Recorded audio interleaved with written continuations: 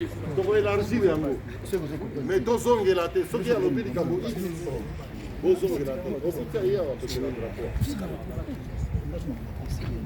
Oui, ils vont décliner son. À quoi décliner. Faites commencer à enregistrer Bango pour les cadistes de Bandeko.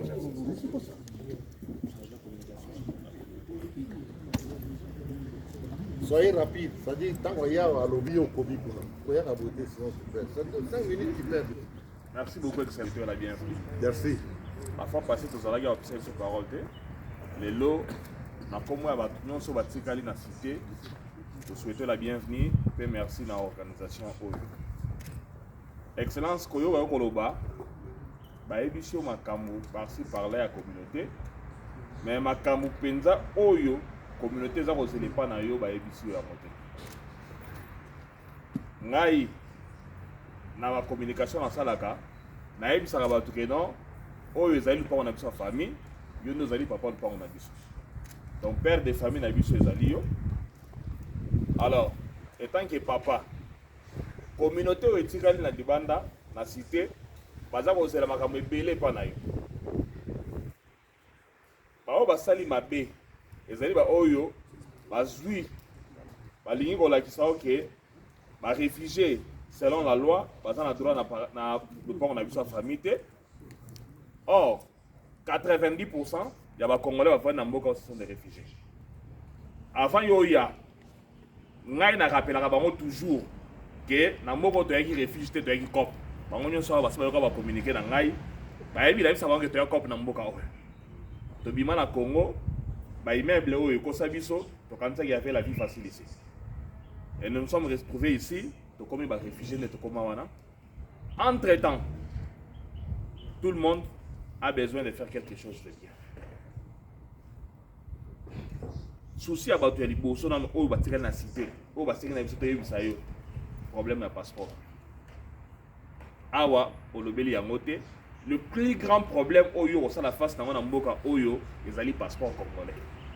Les Congolais, Malandari ministre des Affaires étrangères, Maman Thérèse Kaikwamba Wagner, avant Yoya, alors bagi boy, passeport et aux $75 partout dans le monde. Na Kinshasa, na Poto, en Afrique d'ici, des Syrah, puis Yozali, papa ne pas en abus. Ceux qui allaient attendre au bateau, c'est les panayo. Il y a les bossos, ils allaient passeport. Deuxièmement, prix à passeport. Papa n'a pas famille, papa ne pas en abus, son excellence, monsieur l'ambassadeur. Ceux qui allaient dans Makamua, Malam Yorosa, la Congolais, Namboka, Oyobandi Mayo. Les alliés ont été là un passeport à $75.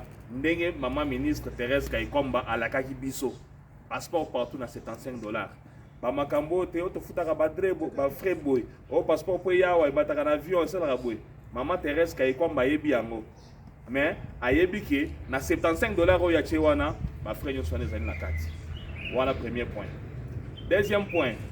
Excellence Makambu ya rapatriement volontaire. Ils sont de plus à communiquer dans Badou, dans le Congo, quand ces histoires-là marchaient ici. Maintenant, nous avons eu ceux qui sont présents dans les logos pour accomplir la mission dans le Malamu, ils allaient obtenir ma bonne relation avec HCR. Avant, il y a HCR a béba dans le gouvernement, il y a battu ko na bayebi yango.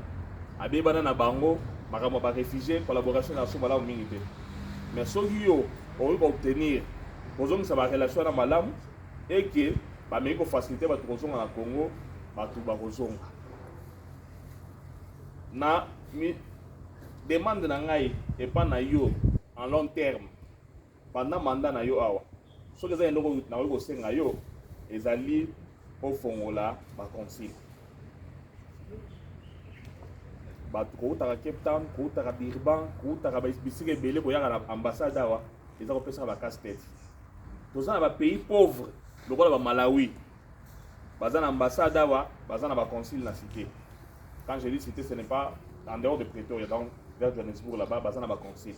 Alors, ceux qui ambassadeur na biso Papa John Nyakero, akoyi ko fongola consul na Cape Town na Durban, et retika la peine histoire ya mboka oyo.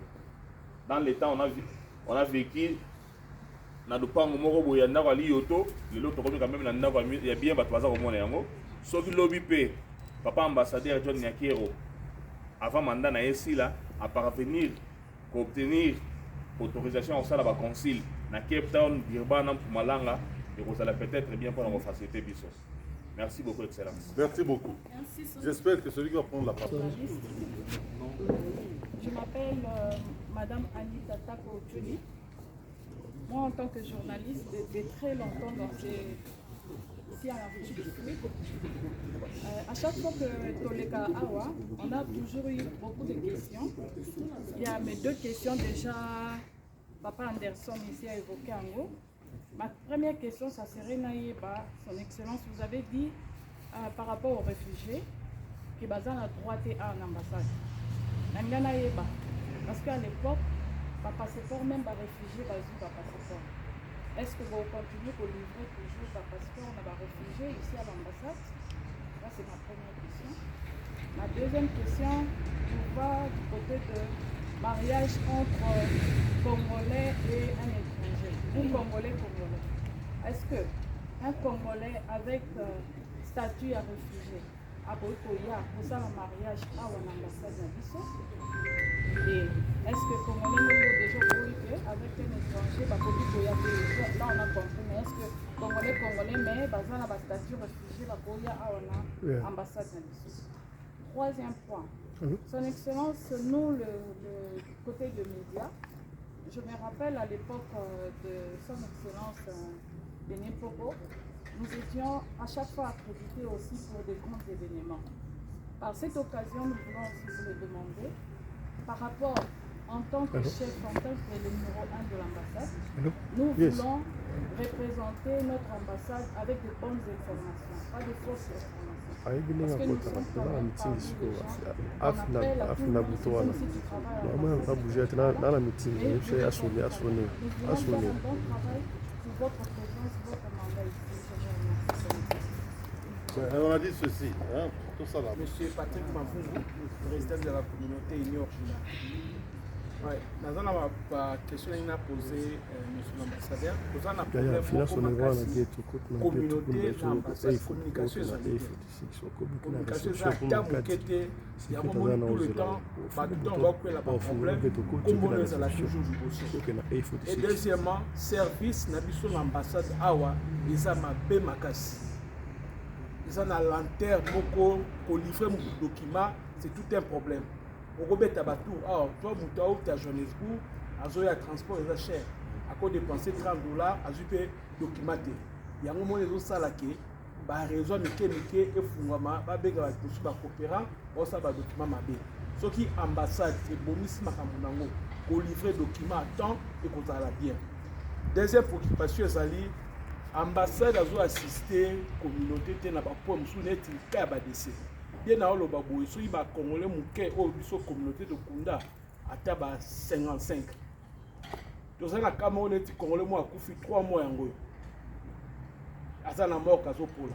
Ils ont été informés juste hier, je crois, dans le papa communicateur de la communauté. Alors, si tu as une lettre, tu as une lettre belle sur Robert Tabatou. Na suko obenga bango ndenge nini ate ambassadeur na mbongo te je ba tamu ke ezate o ezate alors biso boka la communauté to kanisa ba mbongo kundi congolais alors ba bloko wala vote to sengi so côté de la biso problème ya wa assistant pe ba congolais so Congo Brazza so ki Congola Brazza kufi ambassade administra mbongo atinda raccord na Congo pona nini biso te hôtel so pona pe na monsieur Laurent Moufassina Toutou, secrétaire général de l'Union des Congolais d'Afrique du Sud et communicateur.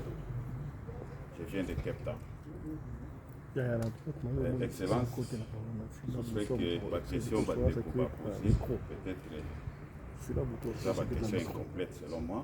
Je vais juste compléter un tout petit peu. La question en a pour répondre pour les préoccupations de la communauté. Je suis un communicateur, Bombo alias Commandant Lorenzo. Préoccupation na biso bana Cape Town na liboso. Ils ont complété préoccupation ya commandant Anderson, il y a posé un consulat partout dans la ville. Mais moi, je demande ceci, je sais que Nalandaki, à l'occasion de la jury de génocide, il fallait d'abord poser une autorisation à Kinshasa pour nous faire la mort. Je sais que nous, c'est une autorisation. Mais il n'y a pas moyen de créer un bureau de liaison avancé dans Cape Town parce que ça relève de votre autorité et permettre de bandeko. Oyo ambassade et Kokiko Bandakoya, peut-être.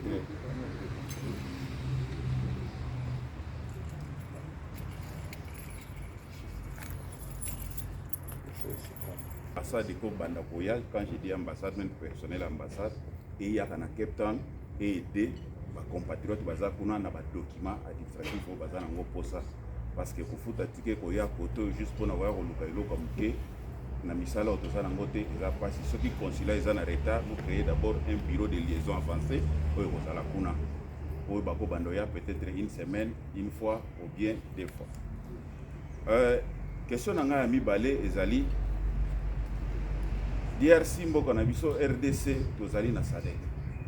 Est-ce qu'il n'y a pas moyen de diplomatie na yo ya kosala en sorte que biso pe ba Congolais to bénéficier d'un statut spécial ndenge to moni ba pays mususu ba membre ya SADC ba bénéficier pe na ba statut spécial na ba compatriotes na bango bazali awa parce que problème mikanda yo moko utolo ba ke bazo pesa lisusu mikanda te na o mafes mais bande ko na biso bazoya pe frontière na bango bazo lekisa tozoya wa ezaka nécessairement te tozo kima bitumba o boye na boye muninga nanga lobi tozo ya cop yo yebe ezali tamboka na biso tozo ya cop ko luka bi est-ce que moi statut spécial wana ko zala te ko permettre mutaza la free ya ko bouger ko sala pe mo eloko ko ngekoki ko zongi na mboka ko komi na moi koki. Alors problème ya HR le 4 août le 8 HR yaki na Cape Town pour un rapatriement volontaire. Mais l'autre excellence, il faut comprendre les locaux wana ezali condition ezali wana condition ezali muto azali na mukanda légal muto azali na mukanda on nde ba ko rapatrier. Or muto azali na mukanda wa o eza valide asalam sika o eza valide na statut ezo permettre azo musala asala donc ya za bien. Mais on se retrouve que to ana batu pelé oyo mikanda ebeba oyo bazwa ba mass live asala kate aza pe na mbongo kozonga te aza na volonté ya kozonga mais aza na mbongo tikete awa pe aza na mukanda te awazwa musala te akobima boye police aza sima na ye donc mutu wana se retrouver ka boye eloko kolia eza te ozomona ke ezo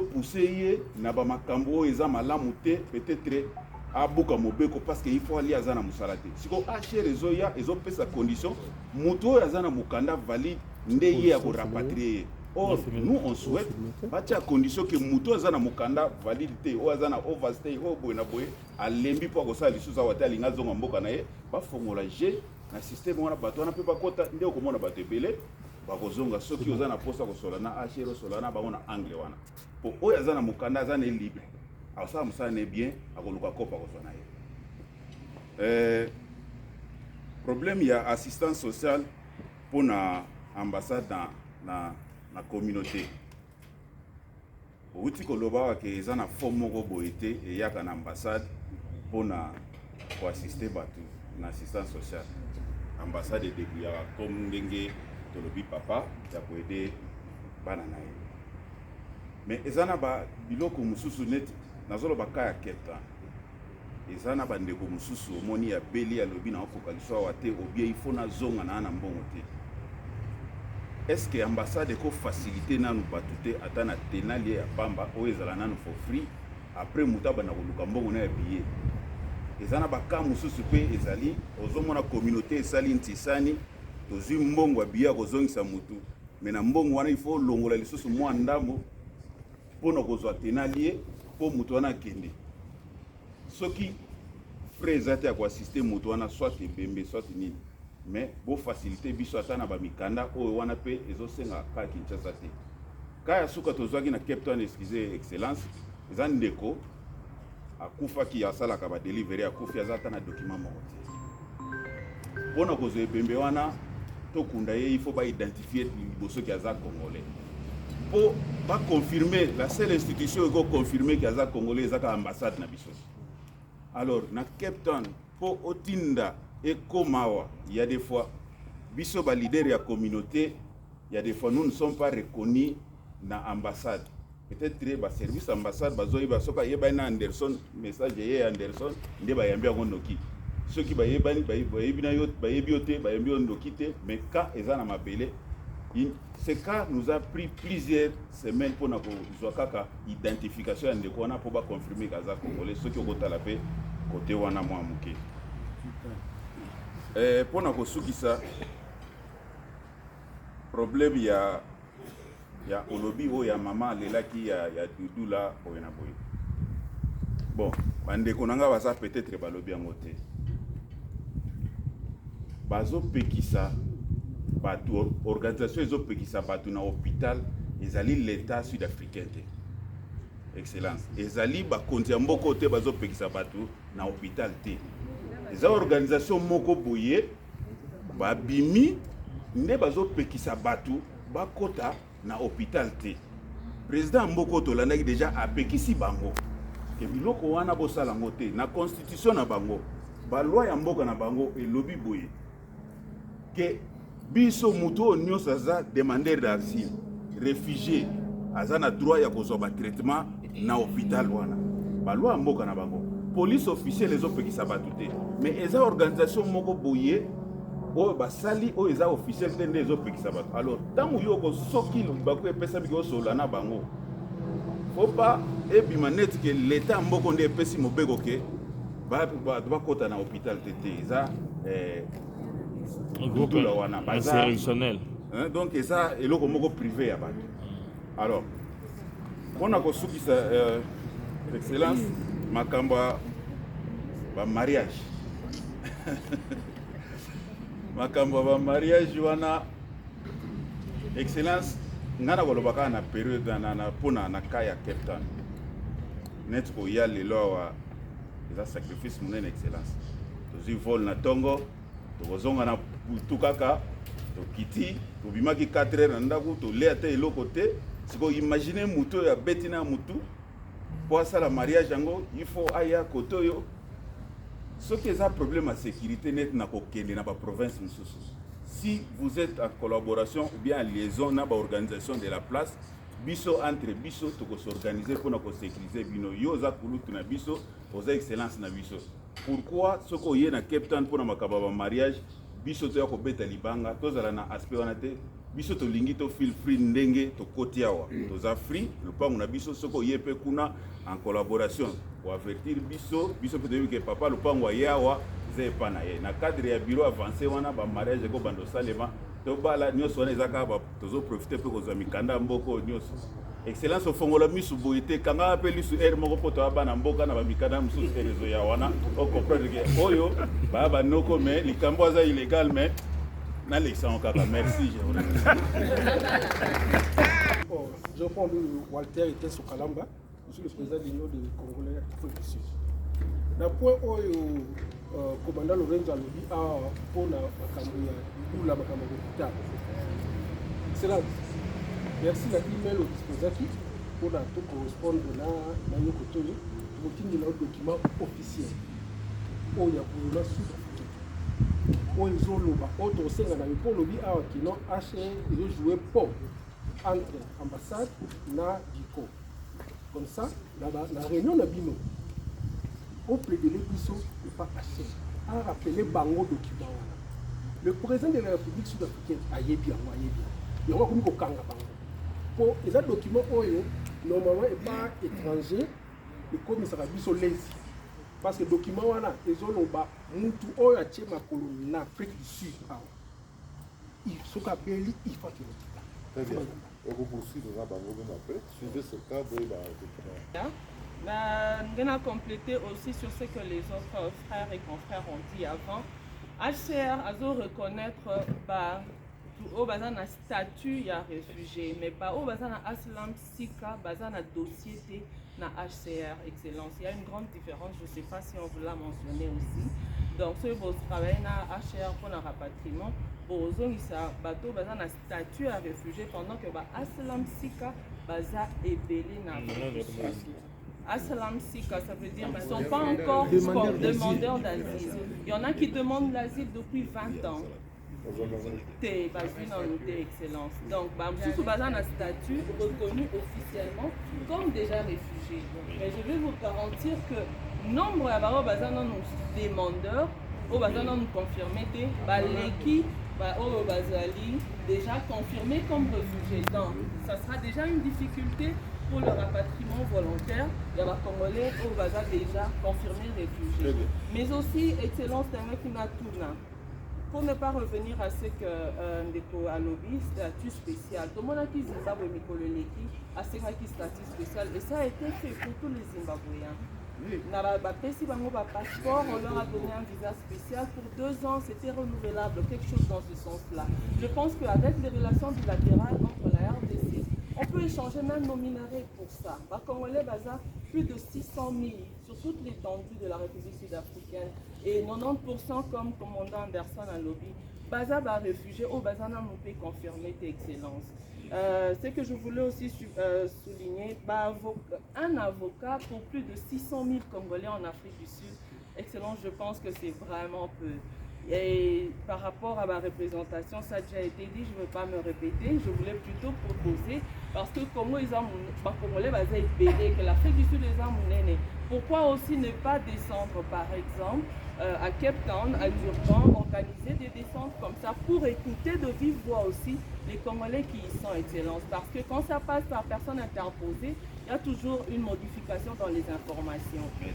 Une autre chose que je voulais dire rapidement, c'était excellence. Voilà, le retour volontaire Mokondi. Mais quelles sont les structures et les organisations qui sont déjà mises en place pour la réinsertion de ces Congolais qui veulent rentrer au pays? Ils vont rentrer pour devenir quoi? Kuluna ou bien vous allez les envoyer au service national? Est-ce qu'on peut savoir? Qu'est-ce que vous avez prévu pour eux? Merci, Excellence. Ben, écoutez, j'espère que... Là, nous avons suivi les informations.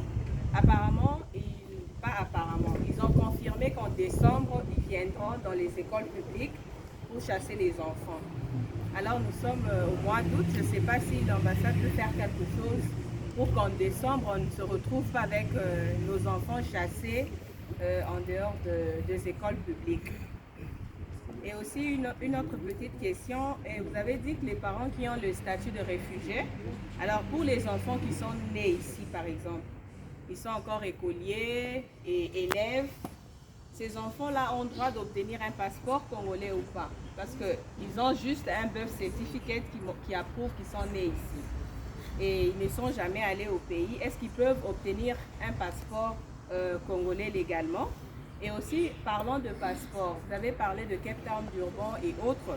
Vous avez oublié les habitants de Lesotho et Swaziland qui font partie de cette ambassade. Avez-vous prévu aussi des solutions pour ces compatriotes-là qui sont en dehors de l'Afrique du Sud? Et pour finir, aujourd'hui le monde fonctionne dans la technologie avancée. Pourquoi pas aussi avoir un code HQ par exemple d'un tenant-lieu? Vous êtes à l'aéroport ou dans le site de l'ambassade, vous scannez au lieu de venir, parce que nous venons de Johannesburg par exemple, aller-retour comme les autres l'ont dit, c'est un trajet, c'est aussi l'argent.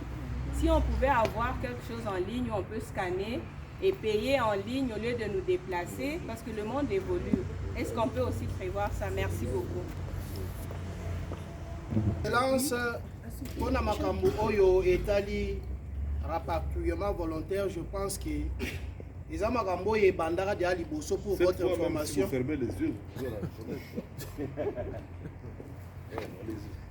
Je pense que les amakambo et ces bandara déjà avant votre arrivée avec NCCD oyo et Kambami na président Olivier Kalenga ou Azalia sur place, ceux qui vraiment beaucoup en contact nae.